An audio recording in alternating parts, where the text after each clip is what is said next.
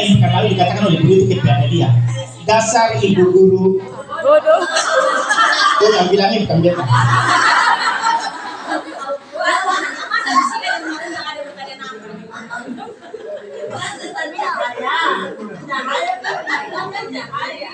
Jadi kadang kita sebagai guru menuntut sesuatu kepada siswa dengan cara-cara yang tidak tepat, yang akhirnya siswa itu bukan melihat ilmu kita tapi melihat cara kita. Akhlak. Seorang sahabat Nabi, Anas bin Malik. Anas bin Malik ini dititipkan oleh ibunya di rumah Rasulullah itu sejak masih kecil. Harapannya bisa belajar banyak dari Rasulullah. Sampai usia dewasanya, ibunya bertanya kepada anaknya, saya tinggal di Rasulullah punya rumah puluhan tahun, pernah dengar Rasulullah tentang istrinya? Tidak pernah. Pernah lihat di Malaya? Sempurna.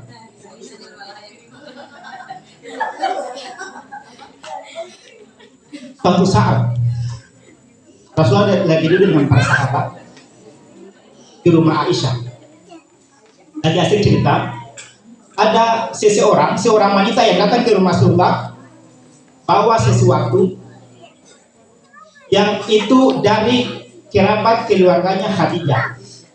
Jadi walaupun Khadijah sudah meninggal, tapi hubungan keluarganya itu masih dekat. Rasulullah kadang membawa sesuatu ke keluarganya Khadijah, kadang keluarga Khadijah juga begitu. Ibu, waktu Rasulullah dengan para sahabat model kira-kira begini, duduk, ada orang datang bawa sesuatu, ditanya dari mana, dari Khadijah Pumbi, kurang lebih begitu. Aisyah dengar, ibu, Aisyah dengar, Aisyah tersinggung. Dia ambil itu tampak, dia banting di muka Rasulullah. Bayangkan kalau yang dibawa itu batu begitu, dibanting di muka Rasulullah, ada sahabat-sahabat. Apa Rasulullah tadi langsung tampilin Aisyah sini. Rasulullah kemudian ke belakang palang-palang bilang, kamu pemama ini ada cemburu.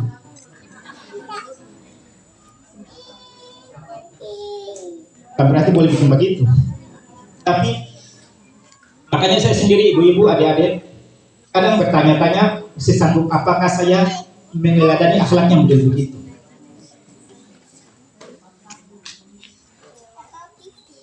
Dan kalau kita serius meneladani akhlak Rasulullah, aman ini dunia, aman.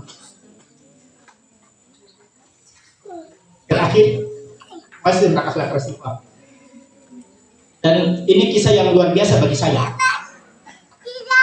Jadi ceritanya, adik-adik, waktu Rasulullah meninggal, Abu Bakar bertanya kepada Aisyah, anaknya yang sekaligus adalah istri Rasulullah. Wahai Aisyah, adakah sesuatu yang pernah dilakukan oleh Rasulullah semasa hidupnya yang ayahmu ini belum pernah melakukannya? Aisyah mengatakan ada, wahai ayah. Apa itu? Rasulullah ketika masih hidup ayah, beliau itu pergi ke pojok pasar Madinah. Di sana ada seorang nenek-nenek Yahudi buta duduk di pojokan pasar itu. Rasulullah menyuapi si nenek Yahudi buta ini. Kalau ayah mau, pergilah ke pojok pasar Madinah, lalu suapi nenek itu. Disuapinya dengan kurma. Kurma itu dikunyah dulu oleh Rasulullah. Kemudian Rasulullah menyuapi nenek itu dengan tangan beliau langsung. Bapak-bapak, ibu-ibu, adik-adik, ketika Abu Bakar ke pojok pasar Madinah melihat itu nenek, Abu Bakar kaget karena nenek itu dalam kondisi butanya duduk di pojok pasar. Ini dia bilang apa? Jangan percaya Muhammad. Muhammad itu parlente, tukang dusta, orang gila, jangan percaya dia. Ternyata itu kalimat dari sang nenek buta ini. Abu Bakar datang mengunyah itu kurma. Ketika menyuapi sang nenek itu makan kunyahan kurma itu, kemudian menepis tangan Abu Bakar dan bertanya, siapa engkau? Siapa engkau, kata sang nenek. Abu Bakar mengatakan, saya adalah orang yang menyuapimu selama ini. Nenek bilang parlente, engkau berdusta. Engkau bukanlah orang yang selama ini menyuapimu. Kata sang nenek itu. Abu Bakar penasaran, dari mana engkau tahu bukan saya yang menyuapi engkau selama ini? Nenek itu mengatakan, sesungguhnya orang yang menyuapi saya selama ini, kunyahannya itu lebih halus dari kunyahan kamu. Dan tangannya ketika menyuapi saya itu sangat lembut sekali. Saya kasar kalau disebut tangan ini.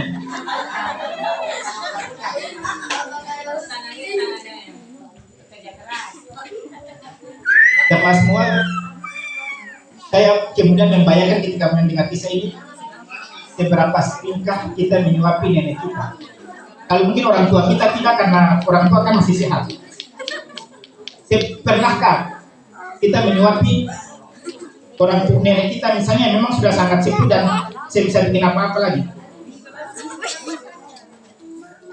Yang jelas kita bisa bertanya, kalau katong punya nenek itu setiap hari marah-marah katong, dasar cucu kurang ajar, tak ada. Hari-hari bilang katong begitu, kira-kira mama suruh katong suap nenek dulu, katong mau kasih. Ada katong punya nenek sendiri. Yang ini orang Yahudi, yang ada hubungan keluarga, kalimatnya model begitu. Maka ketika sang nenek itu mengatakan bahwa yang selama ini menyuapi saya itu kunyahannya lebih halus, tangannya lebih lembut, lalu saya bertanya terus, lalu di mana dia?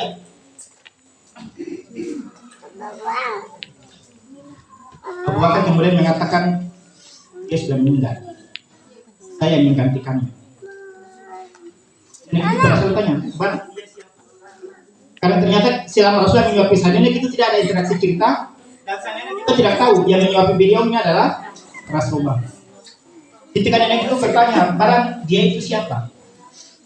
Abu Bakar dengan geram mengatakan, nenek ketahuilah, orang yang mengatakan bahwa orang yang engkau katakan bahwa kunyahannya lebih halus dari kunyahan saya, tangannya itu lebih lembut ketika menyuapi engkau, dia adalah Muhammad yang setiap saat yang ketika dia memasukkan makanan ke mulutmu, engkau mengatakan dia orang gila, engkau mengatakan dia pendusta.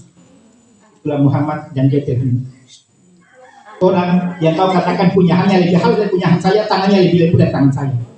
Dia Muhammad yang engkau caci maki ketika dia menyuapi engkau. Yang nenek masuk Islam. Saya berpikir tadi, ibu-ibu, adik-adik, jangankan orang lain, atau kemudiannya di rumah, kalau marah-marah katong mama suruh katong suapi, katong mau kasih, angka buang angka mati juga lebih baik.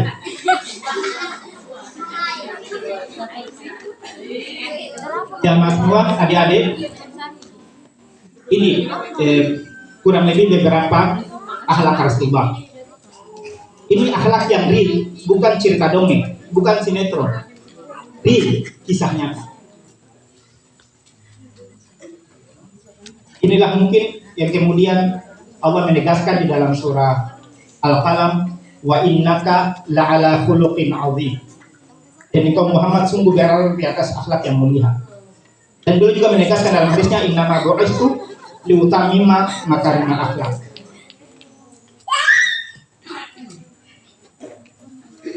Sekali lagi kita bisa bertanya pada diri masing-masing, dengan sekian seperti itu, seberapa kita siap mencontohnya. Kalaupun mungkin bisa 100%, minimal tahan-tahan hati. Ketika marah, ya.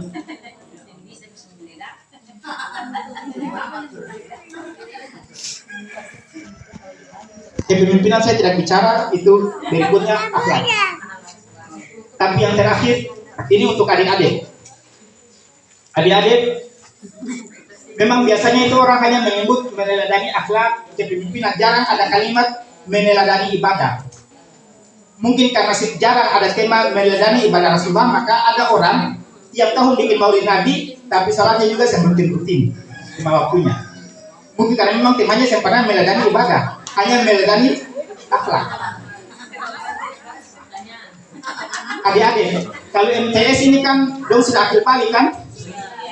Anak saya yang perempuan itu haidnya di usia kelas 5 SD.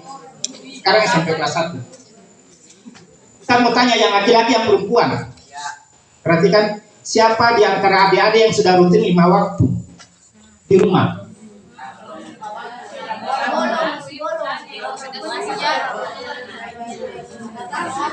Yang perempuan siapa yang ketika haid rutin 5 waktu tanpa putus? Yang laki-laki ini berarti Pak Syarif tahun depan temanya meladani ibadah Rasulullah. Dan cuma akhlak saja, akhlak dan ibadah. Karena ini MTS, kita punya debat moral. Adik-adik semua, Ustaz mau tanya adik-adik. Dong tahu Kasim bahwa Rasul itu pernah meninggalkan salat seumur hidupnya? Pernah Kasim Rasul meninggalkan salat? Tidak pernah. Berarti kalau ada seorang muslim yang berniat rutin salat, itu berarti dia mau ikut Rasul atau sen? Ikut Rasul atau sen itu? Tidak. Kalau ada seorang muslim yang mau ikut Rasulullah, ketika nanti di akhirat Rasulullah ke surga, dia ikut ke surga atau dia kemana? Surga kelas ekonomi. Sudah, kalau Rasulullah itu pakai AC atau kipas angin juga siapa apa. Adik-adik, dalam Al-Quran itu di surat Al-Mudaththir ada cerita tentang penduduk surga itu berdiskusi, bercakap-cakap dengan penduduk neraka. Jadi ada penduduk neraka adik-adik yang kemudian masuk di neraka